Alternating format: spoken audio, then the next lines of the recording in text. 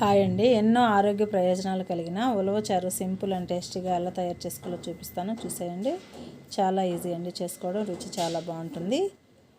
ఒక కప్పు ఉలవలు తీసుకున్నాను అండి. ఉలవలు తీసుకుని శుభ్రంగా కడిగి ఉలవలు మునిగేంత వరకు నీళ్లు వేసేసి 5-6 విజిల్స్ వచ్చే వరకు ఉడికించుకోవాలండి. నేను నానబెట్టలేదు, మీరు కావాలంటే నానబెట్టి కూడా చేసుకోవచ్చు. అవి ఉడికేలోపు మసాలా అయితే రెడీ చేసుకుందాం. రసానికి 1 టేబుల్ స్పూన్ మిరియాలు, 1 టేబుల్ స్పూన్ జీలకర్ర, 3 ఎండుమిరపకాయలు, కొద్దిగా కరివేపాకు, ఒక రౌండ్ గ్రైండ్ చేసుకున్న తర్వాత వెల్లుల్లిపాయలు కూడా వేసేసి గ్రైండ్ చేసుకోవాలి. చూసారు కదా, అది పౌడర్ చేసేలోపు ఉలవలు కూడా చక్కగా ఉడికిపోయాయి.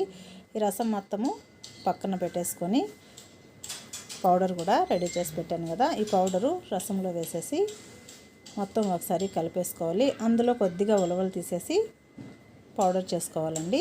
పౌడర్ చేసి ఈ ఉలవల పౌడర్ కూడా అందులో వేసేసి కలిపేసుకోవాలి. ఇప్పుడు ఇందులో కొద్దిగా చింతపండు, 2 టమోటాలు కూడా పేస్ట్ చేశాను, ఇది కూడా అందులో వేసేసి కలిపేసుకోవాలి.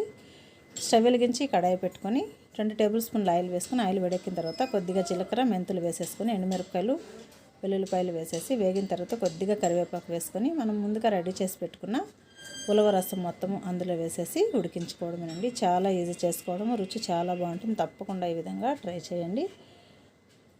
ఇప్పుడు ఇందులో రుచికి సరిపడినంత ఉప్పు, 1/2 టేబుల్ స్పూన్ పసుపు వేసుకుంటే సరిపోతుంది. మీరు కావాలంటే ఇందులో కొద్దిగా బెల్లం కూడా వేసుకోవచ్చు, నేనేం వేయలేదండి.